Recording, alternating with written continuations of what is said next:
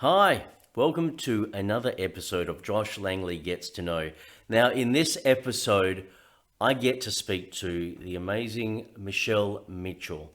Now, Michelle Mitchell is an author, she's a speaker, and she's an educator, but she's also known as the tween and teen expert. So if there's anything you want to know about teenagers or tweens, Michelle Mitchell is the lady. Okay, she's also written two books, Everyday Resilience and Everyday Resilience Journal, and actually there's a third book called Self-Harm. That's why kids do it and what parents can do to help.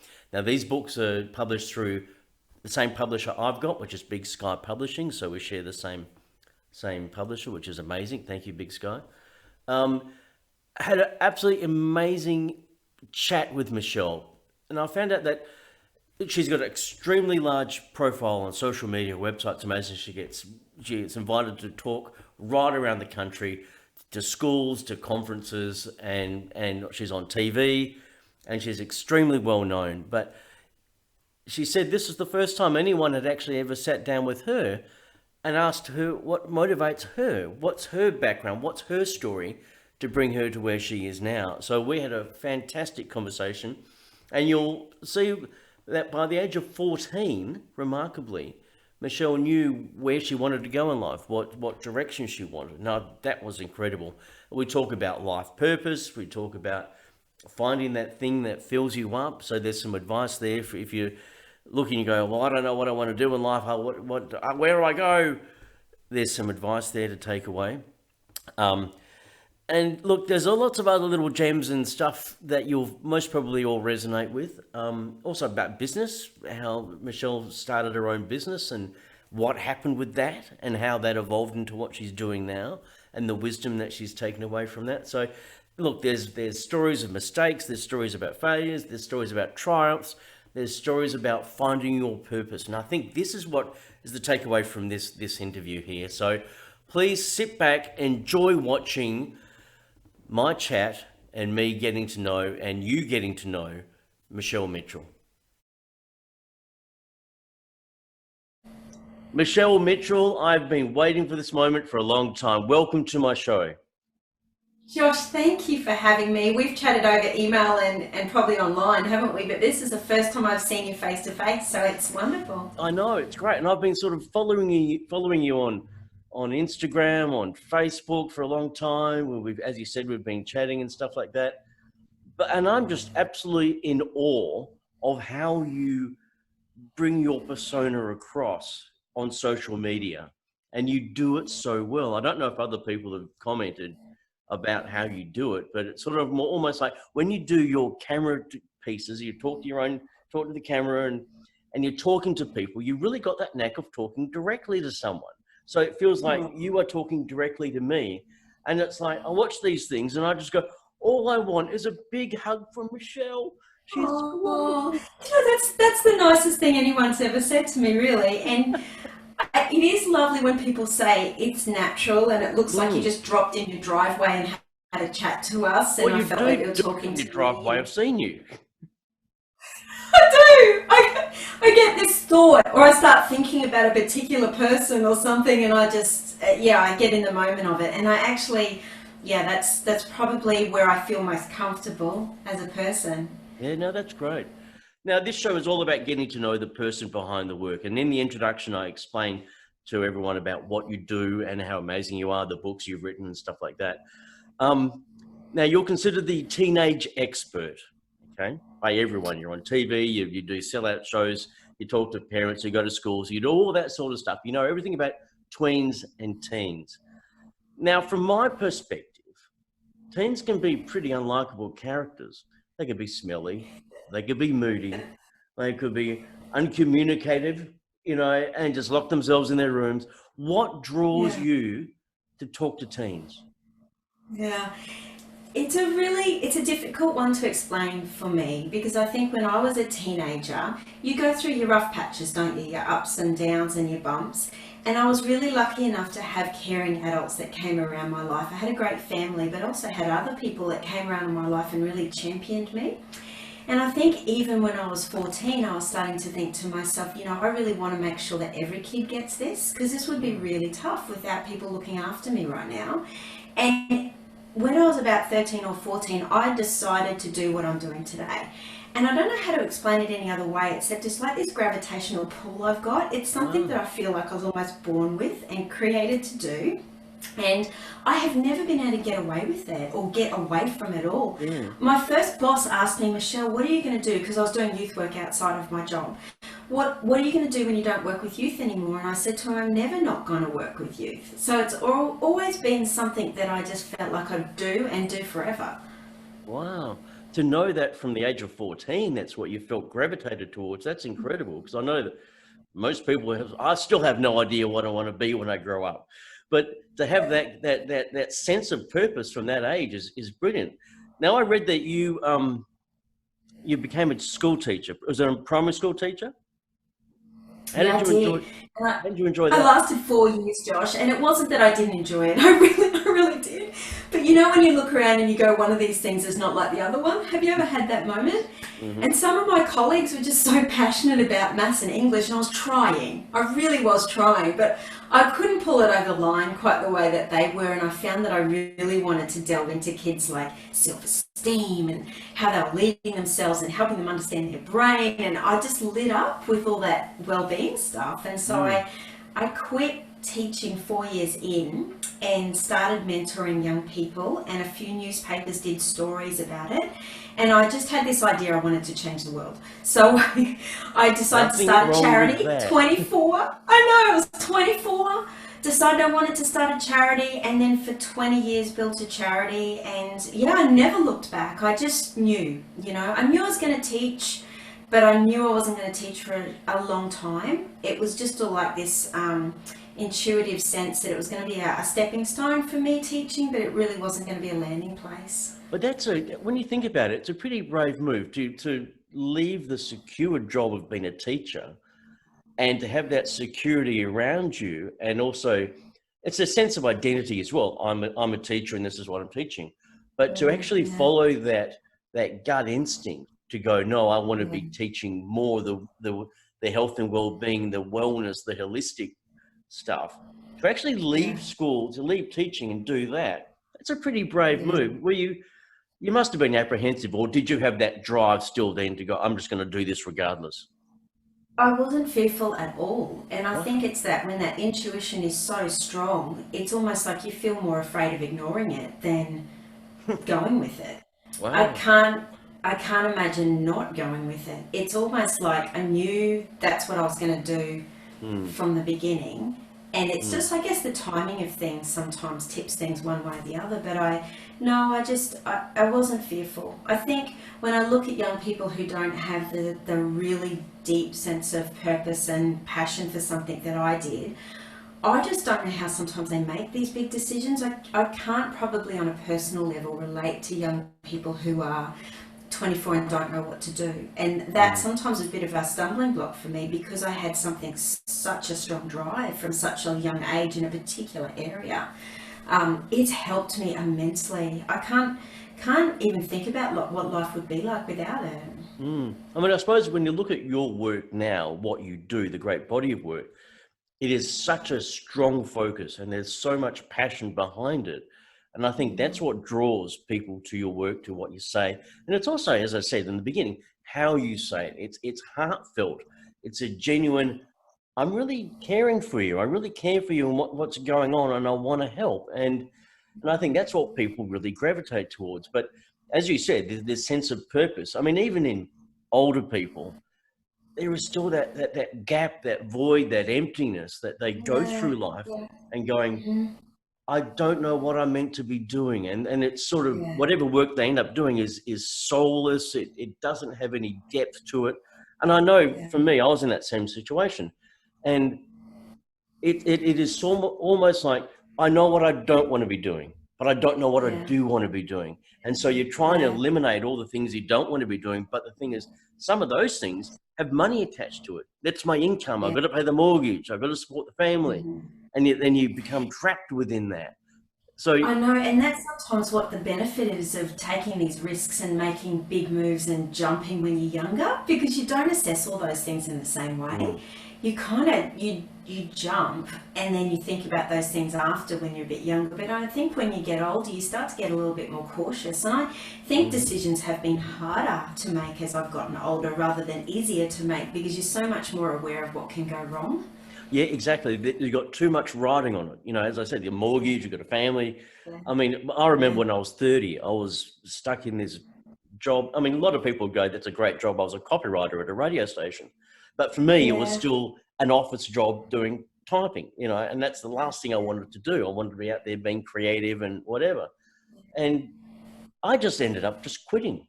And I thought I'll start my own business. And I did start my own business and it got successful. And people look at me at that point and go, well, you just threw it all away. So I sold all my furniture, moved into a back room of someone's house and then started to yeah. grow this business. And I realized Gutsy. then that I just hated being sort of tied up into someone else's idea of what work should be. And I Yeah, wasn't feeling like I was contributing in a way that yeah. was good for my own heart. And And you've got to know yourself, don't you? yes, you You've got do. to know, you've got to be self-aware and know what drives you. And I think there's that entrepreneurial side of me that needs to be in control of my, you know, Mm. plan and how I work and my work pace. And I drive most people nuts if I work too closely with them because I'm just 100 miles an hour. And I know that about myself. You know, Yeah. like short doses of me are great, Josh. You know, 2 minutes on social, that's enough. So what actually does keep you going? What is that drive that People. you? Is it people? Yeah, I love people. I just can't. I love people. So how are you going with I this love. lockdown stuff then? Well, I find it like I get on social and talk to people, or I get on the phone, or I Mm. love my own company too. That I helps a do miss. lot. Yeah, it's. I Mm. do have that bit of both going on. I'm not like really extroverted out there like that, but Mm. I do love sitting with people in the tough stuff as well. And when I built a charity, like 20 years, I really did walk beside families when their kids were, you know, in a coma in hospitals or in mental health wards with eating disorders or, their eldest son was on drugs or, I mean, you could just name or sexting or you could just Mm. name it all. But I did the hard yards with the next to families. And as I'm speaking more and probably doing more of the I don't know, the stage stuff Yep. these days, I just still crave sitting down with a person in the trenches of what they're going through and really just talking to them about what life looks like in that Mm. moment. That's stuff that just lights me up. It's those stories, isn't it? It's sharing the stories, being there with someone makes them Yeah. feel not so alone, and someone's actually listening and paying attention. Now, what Youth Focus was the name of the charity you started. What did you actually really? How did it work? What was it all about? Yeah. So it was called Youth Excel Oh, actually, Youth and Excel. Yep.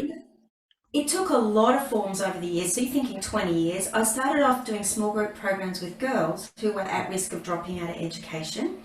Did a lot of work in alternative learning schools for kids who had dropped out of, you know, regular schooling for whatever reason. And then it evolved, and in the end, I had a psychology clinic, 12 staff. We did on site psychology in about 30 schools, as well as had a private practice. So it was a bit of a dual kind of Mm. service. I still did a lot of speaking in schools through all that 20 years, but that psychology clinic, we had psychologists, we had mentors, we had counsellors, we had social workers. So it was as holistic as I could make it. And we'd work together as a team and we'd have school holiday programs, which were just the joy of my life to see kids that had been seen as psychologists come in on the school holidays and been able to get to know other kids and have that safe place to socialise during the school holidays. It was just a great place. So why is it still going in the background, or what's Well, happening? so my staff took over and started in their own name, so the work continued, which is Okay, great. good. But for me, I got to this place where I had to, again, self awareness, hey, I Mm. had to acknowledge that my giftings were not in management and in structure, and at the pace we were growing, we had started another clinic on the south side of Brisbane. When I was starting to get to that next level, there's a lot more policy involved. I would have been a manager. And I was starting to stay up late at night worrying about insurance and policies and procedures, and we had good policy behind us, but to take it to that next level was just a totally different thing. And I had to be honest with myself and say my giftings are in creating and supporting writing, speaking, and supporting families one-on-one, and this is getting to a place that it's going to not help families or help me. I won't sleep anymore if I keep going. So I had to choose. But that's a great, wise thing to do, because a lot of people would go, I want to grow, keep growing. I've got to then be the manager, be the boss. I've got to run everything. Yeah. And then they look back 10 years time and don't know why they're frazzled and fried out and they've lost the passion for it. Yeah. You know, if only people had that self-awareness earlier. Oh, absolutely. And I tried to put a business manager in a few times, and I soon realised that it was going to become not what I intended it to be to start with. It would end up being a cookie cutter service that would get. And I just couldn't live with that. I thought, well, what's the difference between this and XYZ services that are around? And I thought, well, absolutely nothing. And I knew my staff would get great jobs elsewhere because they were just phenomenal people. And so, yeah, it was hard. It was hard, but I had to sort of say to myself, look, this is something that grew out of care and a passion for people, but it's not necessarily the right fit for my shoulders going forward. So what's the takeaway, the one takeaway you get from that whole experience? Be true to yourself, and not every idea fits well on your shoulders. And I suppose sometimes you try it on your shoulders first to realize it doesn't fit. Yeah. And businesses have phases and stages, don't they? And so sometimes I found that whatever, I put my hand to, it can grow very quickly, but what it's going to take that to another phase is not necessarily the skill set that I've got. And so someone else can do that better than me. But I have learned over the years that I am much more creative than probably I've ever realised, and that's really the lane where I feel most comfortable. Well, that certainly shows by what you're doing and building the Michelle Mitchell brand, is because that's what you are. And it's loved by so many people, and you're helping so many people by being who you are. And I think that's the genuineness and the connection. You'll find, okay, this is where I'm going to be going. So do you see you taking this role that you're in now, evolving into anything else, or you still just keep going as you are? I want to write, I want to speak, and I want to create resources that are going to help everyday families. And I think, obviously over the years, the format of that can change, but I really am sure that this is the core of who I am. Yep. And at 48 in a few weeks. I'm the same age. Yay, we're the same age. At 48, you go, you know what, the next 10 years of my life, I really want to impact as many people as I possibly can in the best way that I can. And all the things that you try over the years, they all build you to a point where you've got something that you feel like you can really offer people. So all those experiences and all those things and the self-awareness that you've built just helps refine it all a little bit. Yeah, I think you're right. Knowing who you are and what drives you, what motivates you, what fills you up with a sense of purpose helps a lot. And I think I'm finding that now with what I'm doing, because moving from advertising, I'm still got an advertising business, but focusing on the kids' books and building Josh Langley, whatever Josh Langley is, but building that gives me the joy. It makes me go, yay, I love turning up. I love talking to people like yourself. I love getting feedback from kids. I love getting feedback from parents, and that fills me up. And so it's like, if I can focus on doing those things that I know make me feel joyous and feel like I'm contributing in a good way, and then all the other stuff can maybe just ends up just disappearing. You know what I mean? It's sort of by osmosis, it all just goes together. I find in business, I guess you find areas that your passion connects to your audience's needs. And that is the perfect match, isn't it? That moment there where you can make something that you truly believe in be viable And sometimes it's the financial viability of something that actually indicates to you that it's worthwhile and people find value in it. So it is not a bad metric because it actually communicates something back to you about whether people value it and fit with it. And I think that's really just quite exciting feedback to get as well. Exactly. If there's anybody out there that, you know, is drifting, they don't have a sense of purpose, and they really want to know how to, what advice would you give to someone who's really looking for that, their purpose? Yeah, it's a great question. I actually think when I look back in my life, the reason maybe I developed that self awareness and sense of purpose so young is that by nature I'm a bit of a risk taker. And so I would see something I wanted, even as a young child, and I would go for it. So I started a Lamington run when I was quite small and, you know, employed my sister and had my dad drive down the street with his air conditioned car in summer so the Lamingtons wouldn't get, you know, all that kind of thing. And then I started a vest knitting business when I was about in grade 5. But I can see these times in my life where I actually thought, I want to be that, or I want to have a go at that. And I put my toe in the water of it. And okay, You had the support of your failed. parents, though. They were must have been behind you. They were supporting. 100%. Yeah. And that is our kids' greatest advantage when we back them up with all their ideas. I've got an 18-year-old son who came straight out of school and wanted to do a film and television business. And I was like, go and work for someone else first. And he's like, no, Mum, I can do it and this and that. And, you know, being able to champion their journey and their dreams and their ups and downs is actually a really big privilege in an adult's life. So I had that, Josh. And there's so many kids that possibly don't have that or have parents that are fearful watching their kids reach for the stars. And for me, some things failed, some things I did okay at, but the learning was actually about who I am and to grow into myself and to grow into some of my ideas. And as you grow into yourself and grow into your ideas and you dip your toe in the water, it's that learning that you've got to just do it piece by piece. Just start small. Just reach a little bit more than you would before. Don't put everything on the line. Just reach a little bit more, and it just teaches you about yourself all the time. And I think that helped me get the depth of purpose that I did at the age that I did. Just little bit by little bit, just being a little bit braver, just a bit exploring. And I think because I think now people just want the big thing right now. They do. And Yeah. and I try and, you know, people say to me, "Oh, Josh, how did you get 8 books published? How did you end up doing Yeah. school talks? How did all that happen?" And it didn't Yeah. happen overnight. For me, it was literally curiosity. I did one thing, Yeah. and then went, "Okay, Yeah. where's this going to lead?" And that led to that, and that led to something else, and led to another opportunity. And But you have to be yeah, prepared to dig in, don't you?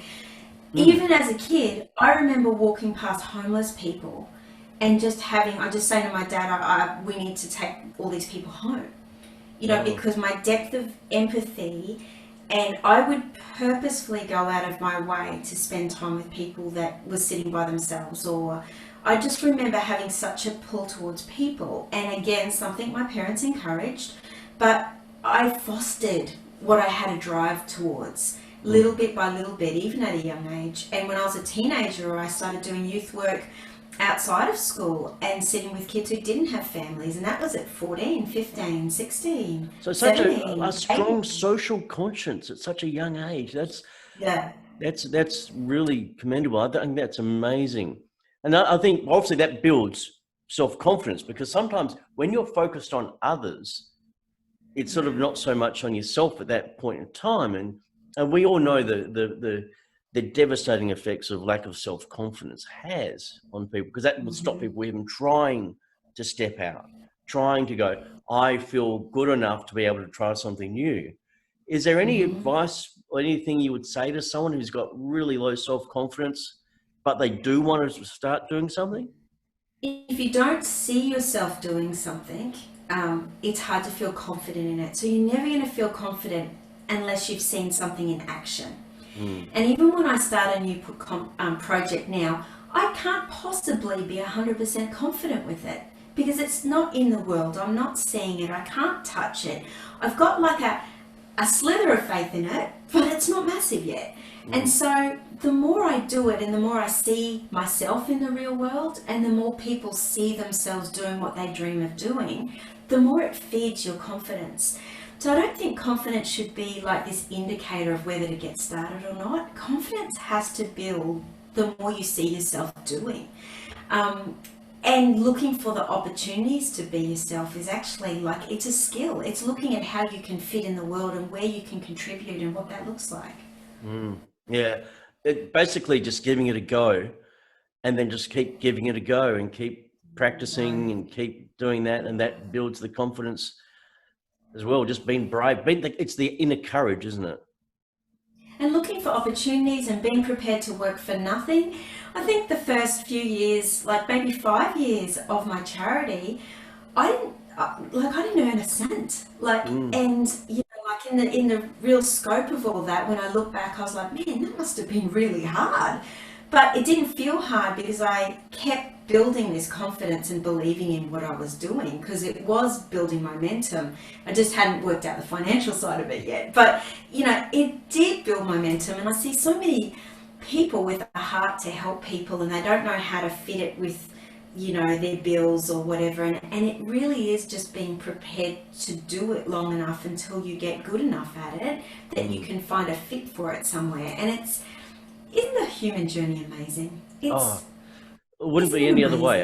It is incredible. And that's why I love everyone's different stories. And that's why I do a show like this, to find out what your story is and how that can inspire other people. The people can take a little bit of this, a little bit of that. What's Michelle said about this? How can I put that into my life? And going, I'm not alone in what I'm thinking as well. And that's one of the keep with important the things. social conscience and have that real drive to care and help people. I mean, I just remember going visiting one of the old ladies in my street, probably once a week, and I would go and pick her flowers as I walked down to her house, and then I would present her with this bunch of flowers, and I would just make her tea, and we'd have Scotch finger biscuits, and I'd just listen and talk for about an hour, and I'd go away feeling on top of the world because I'd shared a piece of who I am with somebody else, and they'd shared a piece of who they are with me. And that exchange, whether that be on a small level or a big level, oh, Josh, it lights my world up. That real genuine exchange of heart with someone is precious.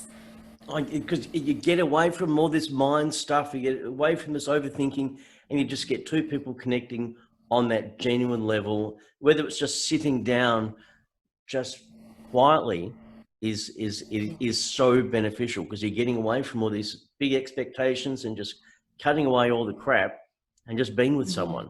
And that is a kindness. That's a kindness. That's a giving thing. And of course, that's naturally going to make you go, wow, it feels so good. Now, and sorry, I was going to say, we're going to wrap up very shortly, but I want to ask you one last question, Michelle. What's the most important thing people should remember or keep in mind about life in general? Oh, life in general, I don't know. It is what you make it, isn't it?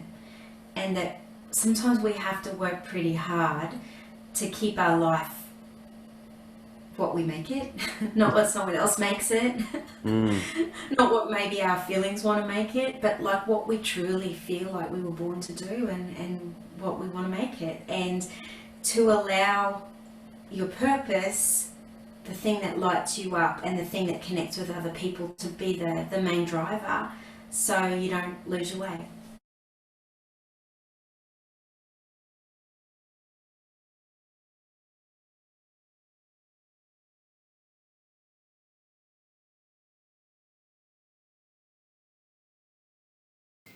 Thank you very much for watching the latest episode of Josh Langley Gets to Know. If you want to watch more videos, subscribe to the YouTube channel. Also, follow me on Facebook and Instagram.